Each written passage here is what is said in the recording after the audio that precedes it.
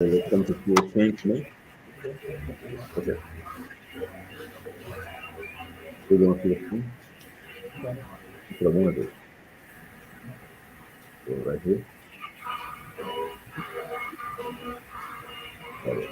Got it. Glenn, how are you? I'm well. How are you? Good evening, Sam. Thank you so much. Samuel Jordan, your co-host for this evening, broadcasting Baltimore Transit Equity Coalition and the Black News USA Network.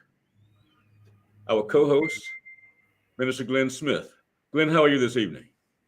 I'm fine, Samuel. Good evening, everyone. Minister Glenn Smith. I'm co-hosting here with Sam, Vice President of the Baltimore Transit Equity Coalition. We're so happy that you're joining us this evening. And every once in a while, Glenn will call me Samuel. But friends, tonight we going to have a discussion, a fairly this sort of a wide-ranging discussion. We, in fact, might have a guest drop in, Attorney Lisa Hodges, who's the executive director of the Westport Community Economic Development Corporation.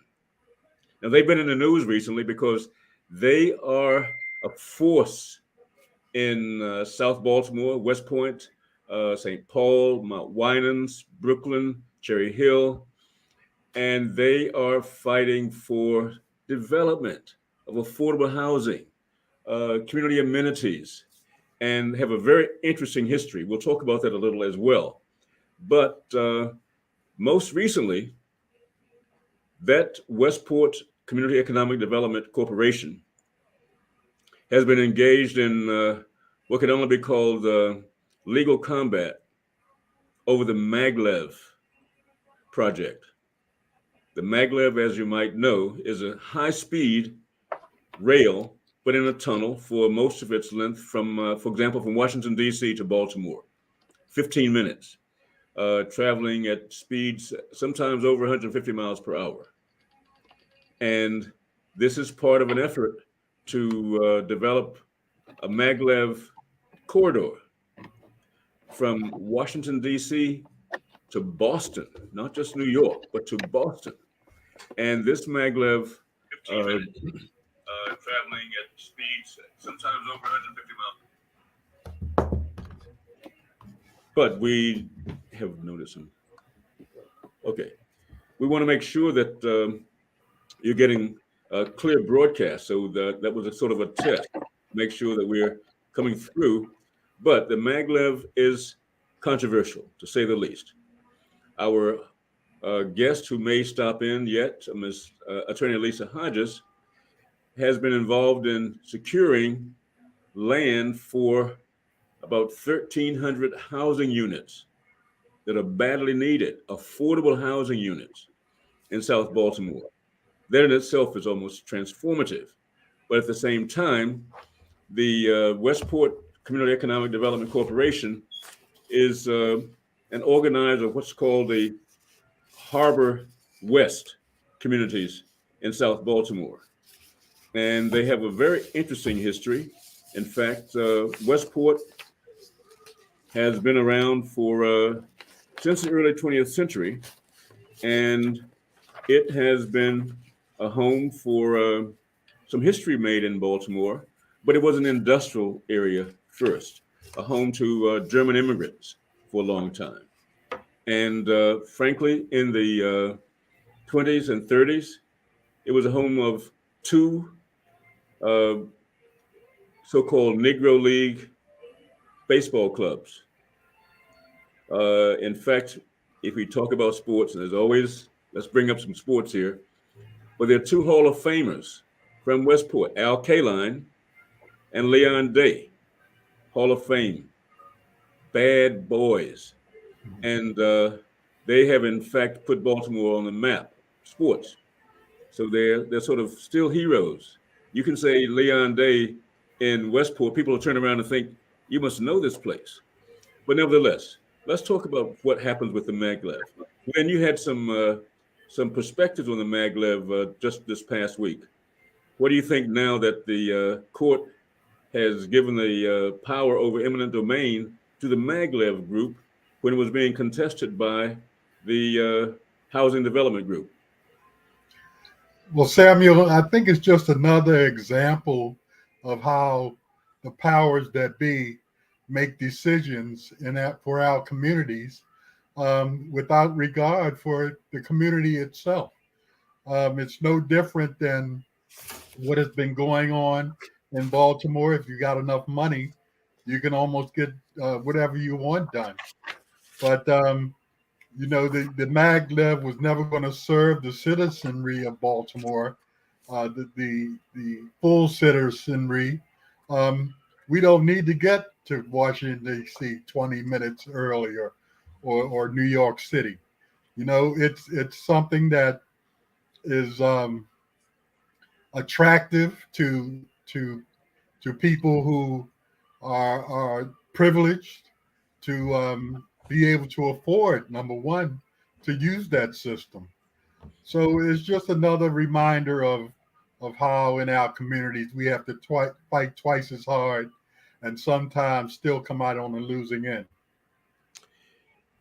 Glenn, there is a struggle here, of course, but when you speak of people who are making decisions without the input of the communities that are directly affected, you know, we're that throws us into a loop in Baltimore. Happens over and over and over again. How are we going to break that cycle? What do you think? We just got to keep fighting, Samuel. We got to have the transparency, show the people what's going on, what's really happening, and push back. I was talking to a reporter earlier, that with the highway to nowhere, our community was taken off, taken by surprise, and they weren't ready to fight when it was really the fighting time. By the time we got in the battle, the fight was already over. You know what I'm saying? So we have to make sure that we be vigilant and keep an eye on what's going on in our communities, and not come to the fight after the battle is over. I want to share with our audience uh, what might be from time to time for our co-host, Minister Glenn Smith, a sort of bitter set of memories. I'm not trying to revive them, exhume them, but Westport itself was a victim of a highway to nowhere. 295 in the middle of the 20th century, 295, which is now a 6-lane limited access road, that was built. And it split the neighborhoods, compromised the historic pedestrian scale, public housing immediately to the west, changed the former demographic of homogenous long-term residents. In fact, by the 1970s, Westport was what they call a blighted neighborhood. Industries along the waterfront declined and ultimately abandoned their plants. So we're fighting this constant issue of bad decisions with respect to transportation and highways. And we want to talk about that because that was a deliberate instrument of the autocentric culture, particularly the use of highways to deliberately target and split and isolate residences, residential areas for people of color. So, what it means is that we speak of the highway to nowhere in West Baltimore, that was now about a mile and a half. Sometimes it's called the ditch, but it destroyed about 1,100 homes, about 90 businesses, small businesses, and displaced, uh, as you can imagine, 1,000 or more residents who are yet traumatized. Well, there are two highways to nowhere in Baltimore, but the 295 was built. and it still serves the purpose for which it was intended. It split the neighborhoods of South Baltimore.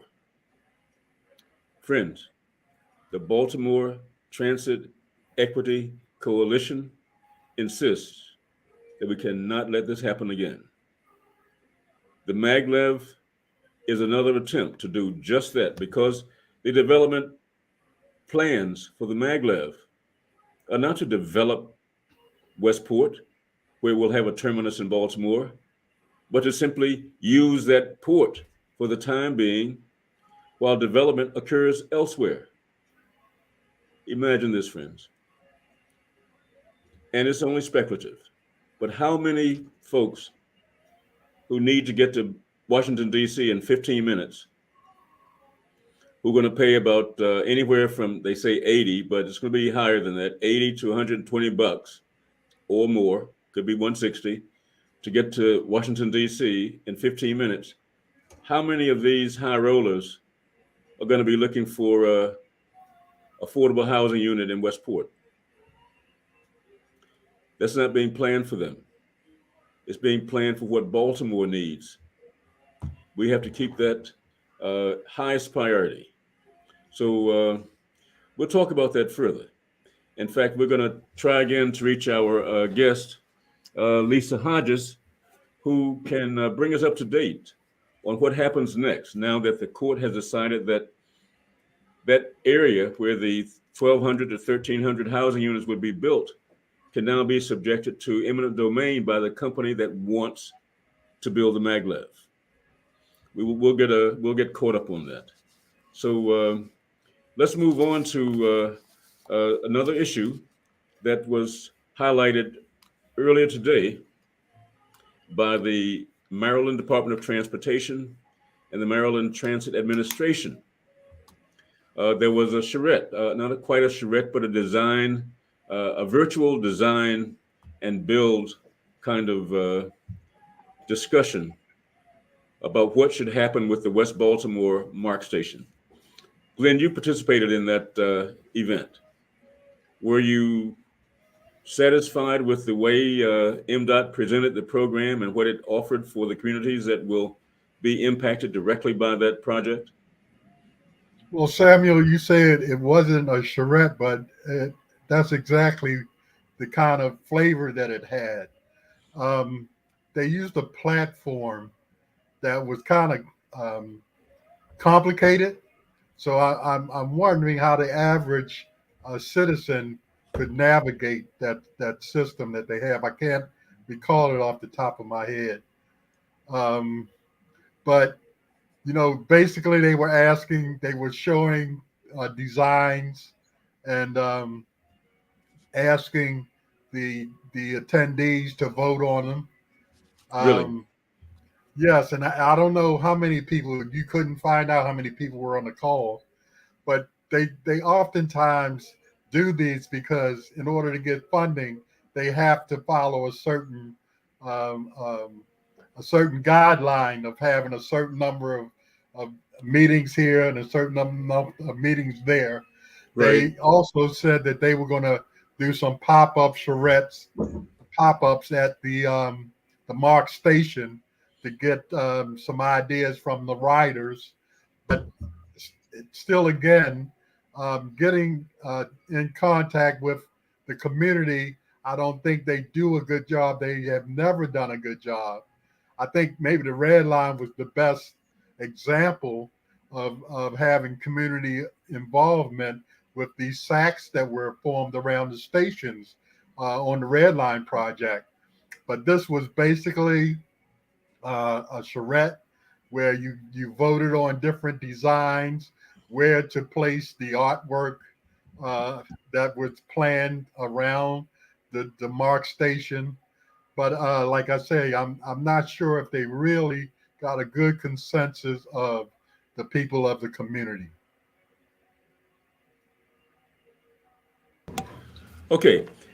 Glenn, the thank you because there were a couple of issues, technical issues, perhaps logistical questions. They were the design showed two buildings that weren't quite connected, but nevertheless, there is a potential there for development, but at the same time, we do want to remind our audience and viewers that this is the very same MTA that's been the author of community development suppressing policies for the last 7 years. There's another way to put it. If The I mon- may, I also you were able to put comments in the chat, and I placed a comment about the percentage of minority participation in the construction of the West Baltimore Mark Station, and they never answered that question. There's no way for you to interact live. You have to type it in, and they choose which questions they want to address. right. So, like I say, they met their standard. I guess was to actually have the event, but as far as getting real participation from the community at large, I don't think they met that standard. And they report what they choose. And we won't see that report without digging. But nevertheless, I think what it means to us, and I think Glenn, it's important for us, I think, to make sure that our audience knows that our coalition, the Baltimore Transit Equity Coalition, along with other community groups in that part of West Baltimore, are alert, participated, saw this design show, and have some ideas of our own about how that should be developed. Now, I mentioned the fact that this is the same MDOT MTA that will be out of business in 7 months or so. It'll leave with the Hogan administration. What we don't want them to do is to saddle the government, saddle Baltimore with commitments to projects that the community hasn't supported. Sort of the old westerns. Backing out of the saloon, firing your six shooters. That's exactly what MDOT MTA intends to do. Back out of the saloon, firing six shooters, injuring who knows how many people, and leaving us with a 40, 50-year debt for projects that we don't support. Well, So, Sam, from the article of a few days ago where they rated the governor's transportation decisions, and it said that the next governor would be straddled with uh, the Purple Line, yes, um, the widening of 270, and projects of that nature, which Governor Hogan has performed uh, boondoggle. I call him boondoggle, mhm. our governor, because it seems that he's backed all the boondoggles and canceled the viable projects that could have really benefited the state of Maryland. We put this in the language of structural racism in public transportation because public transportation is racially conflicted wherever people of color live. But let's take a look even more closely at what else constitutes the governor's priorities. For example, the State Highway Administration gets 77% of the Maryland Department of Transportation's budget. Urban transit, that includes MTA, the core bus service, the light rail, the subway, that's 2% of the Transportation Department's budget. You can see there exactly what the governor intends. And I don't always want to dwell so much on just what the governor intends because we've got to move beyond that to what do we want, not just reacting, but what do we want? And it gives us some incentives because you see the mantra in the industry is development follows rail. We'll say it so people can remember it. Development follows rail, buses follow development. And as we were saying, we added to that the money follows commitment. That's what will make the difference when our leadership sees a vision that is developed by the communities For example, around the West Baltimore station, Baltimore Transit Equity Coalition will participate in helping to develop that vision. But you've got organizations like our guest last week, uh, Mr. Timothy Bridges, co-founder of the Fayette Street Outreach, along with Edna Man Lake. We have even groups like No Boundaries Coalition, which serves a slightly different cluster of communities, but are interested very much in what happens with transportation. Uh, Lyndhurst Association, among the Edmondson Avenue clusters of community associations, along with, for example, Allendale and Edgewood. Well, they're all looking now because with the Biden administration, you see, a generational focus has turned toward the nation's infrastructure for change. You know, under the Reagan administration, government stopped being the provider of new and repaired and up to date and modern infrastructure. It was always considered just a bit too expensive, and the governor was not supposed to do things or projects that would simply uplift the working people, uplift the struggling students who were trying to get started in a livelihood, give communities a path to access, equitable access to transit, equitable access to destinations, uh, timely and on time uh, ferrying, let's say carriage of their young people to school on time, getting to appointments and so on. We know that story, but we've got to drill it. We've got to make sure people know that we don't lose that just because we didn't make the decision. The decision should be made by the people who are going to be most directly affected. That's going to be a kind of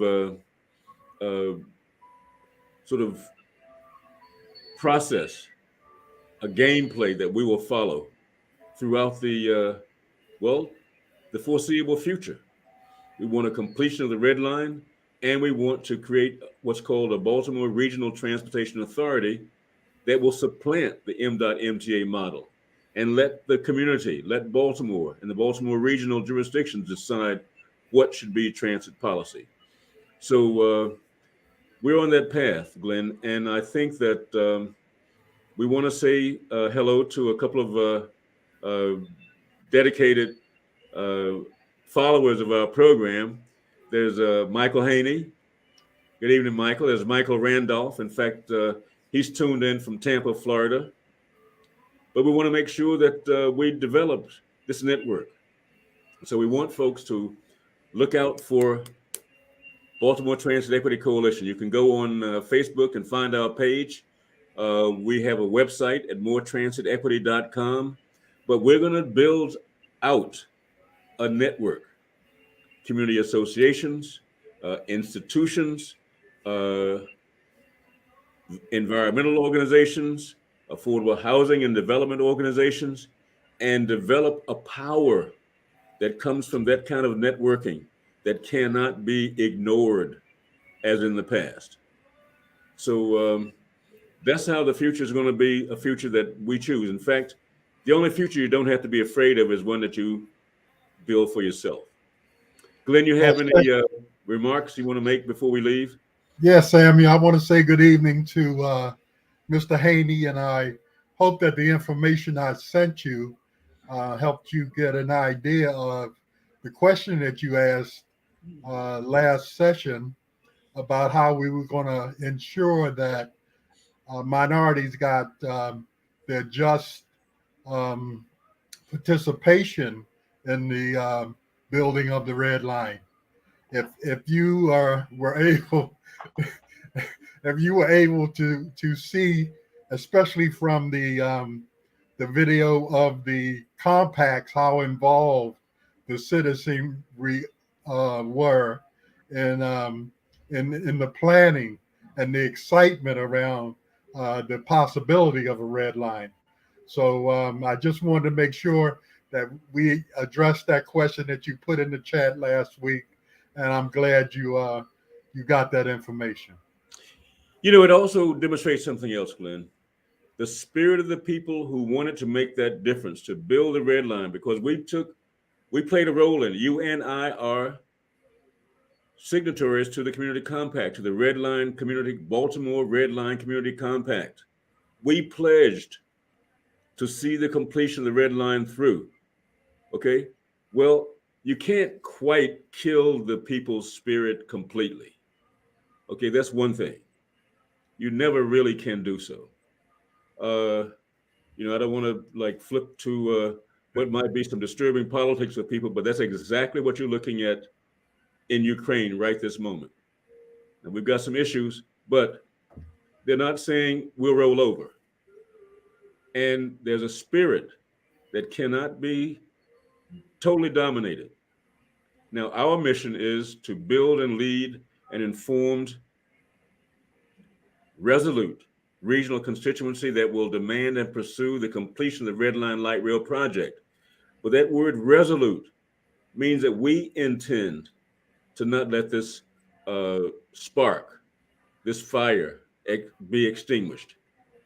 That's our best hope of making sure that we can do the work needed to organize and have that impact on transit policy and development policy moving ahead. So we're going to close and we're going to let everyone know that we will, in the next week or so and 2 weeks, we're getting a lot more experience with the broadcast. I can say that.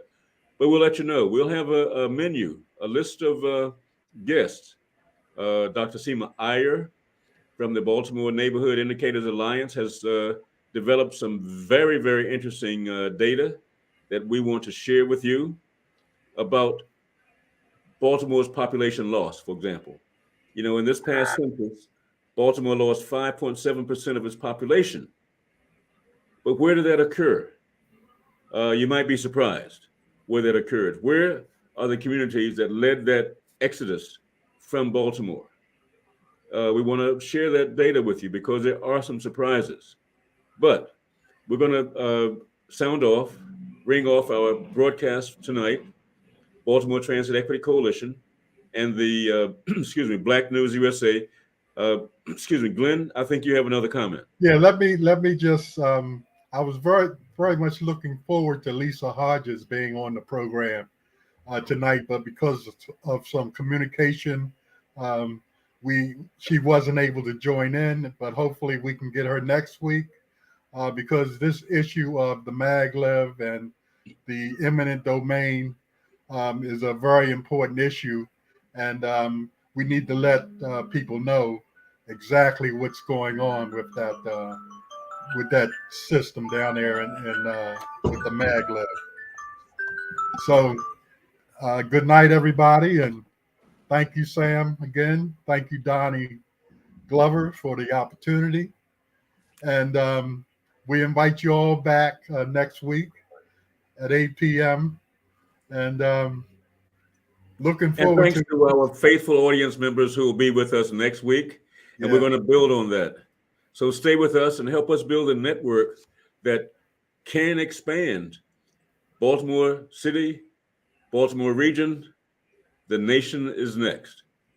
Have a good evening. And thank you so much. Good night, everyone.